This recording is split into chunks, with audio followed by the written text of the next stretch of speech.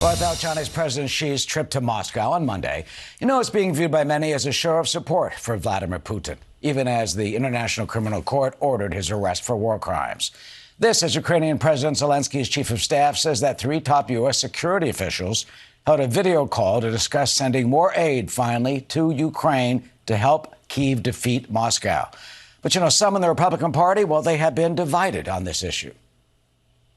These things can escalate, and I don't think it's in our interest to be getting into proxy war with China getting involved over things like the borderlands or over Crimea. Let me be very clear. The war in Ukraine is not a territorial dispute. It is a Russian invasion. I believe that's in our interest. Stability in Europe is in our interest. Why is this in our interest? Well, joining us now on the set is Mississippi Republican Senator Roger Wicker. He's also a ranking member of the Senate Armed Services Committee. Senator, good to see you here in New York. Welcome. Well, glad to be here. Absolutely. I noticed that you're wearing an American and Ukrainian flag pin. Why, in your view, is it in our interest? Well, thanks for noticing. I've worn this flag since February 24th. A year ago. So every day that I've had a lapel, I've worn this flag to show that I'm part of the victory in Ukraine caucus, if there were one. The former vice president was exactly right. We need to be involved in this if it's in our national interest. And so the thing I fault the current president for, President Biden, is not adequately making the case that the money we are spending helping Ukrainian soldiers fight their own war is in the United States' interest. Is a powerful Russian army good for the United States of America, or is a weak Russian army good for the United States of America? I think for a potential adversary, I think almost everyone would say, yes, the damage that the Ukrainians are doing, the damage Ukrainians are envisioning and putting on the Ukrainians, on the Russians is harmful to Russia and in our long-range interests. So in that sense, this is in America's interest to support Ukraine and see a Ukrainian victory. Absolutely, and I use the term victory. The Ukrainians are doing much better than anybody thought they would do 13 months ago. I think they're in a position, if we will give them what they need, to have really great victories this year. So, again, we're not fighting this war. They're not asking us to send troops. We don't have troops over there. This is helping a good friend that we made promises to weaken one of the most evil superpowers that we have in Vladimir Putin's Russia. And I think that is absolutely in our interest. I think the world is watching. Xi Jinping in China is watching.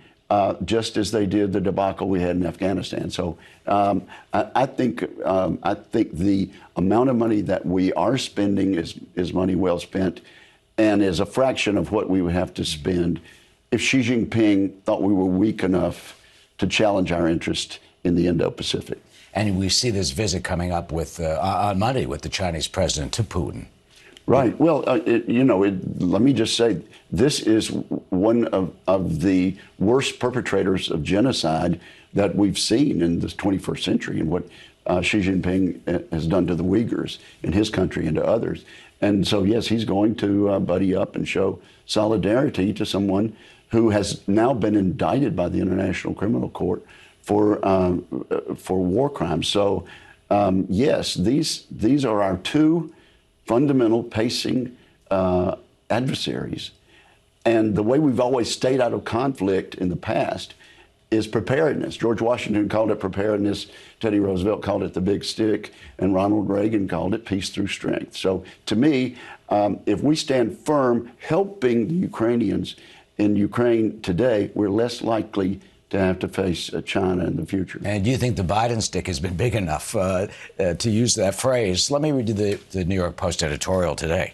It says, quote, Putin has shifted to a long-term strategy, figuring he'll exhaust the West's will support an immediate victim and finish the job later on. Sadly, President Biden's approach has been to give Ukraine just enough to keep fighting and not the weapons Zelensky says he needs to win.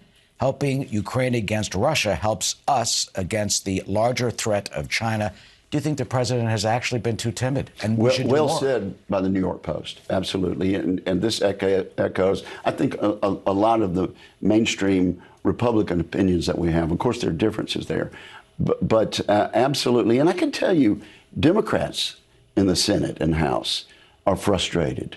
They want, on a bipartisan basis, the Ukraine caucus wants us to give Ukraine everything they need to have a victory. And yes, to parcel it out in just dribbles is very frustrating. I'm frustrated with the Germans for taking that same position and the French.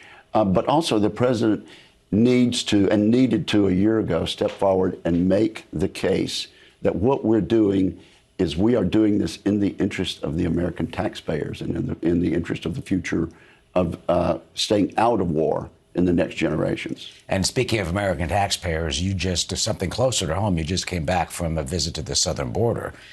And what did you see lying in the desert? What, 20,000 pieces of fence that are just lying there sitting?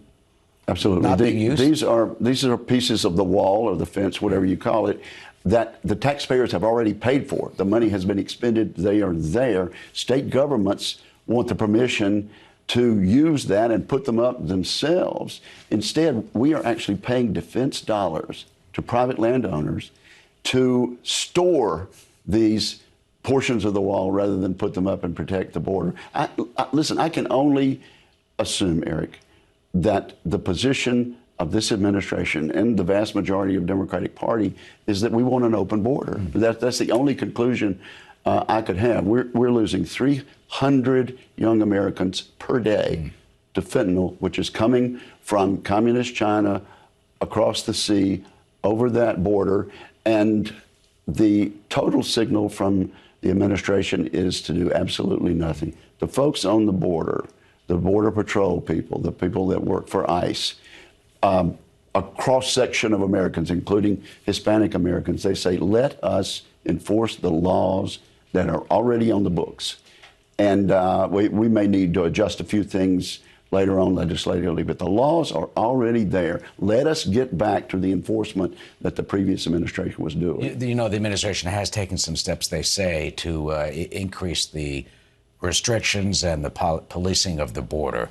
Finally, do you think that will be enough?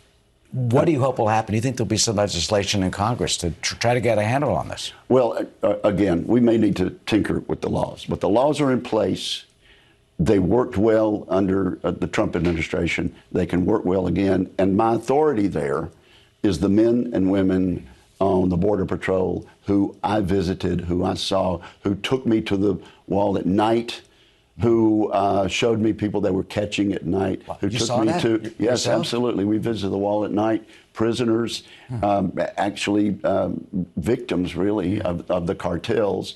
They're apprehended at night and then stash houses where they're being stored by the cartels. Wow. When people say there's no patrolling of the border, there's no patrolling on our side for sure. But you can rest assured the Mexican cartels are in control of the border on the Mexican side.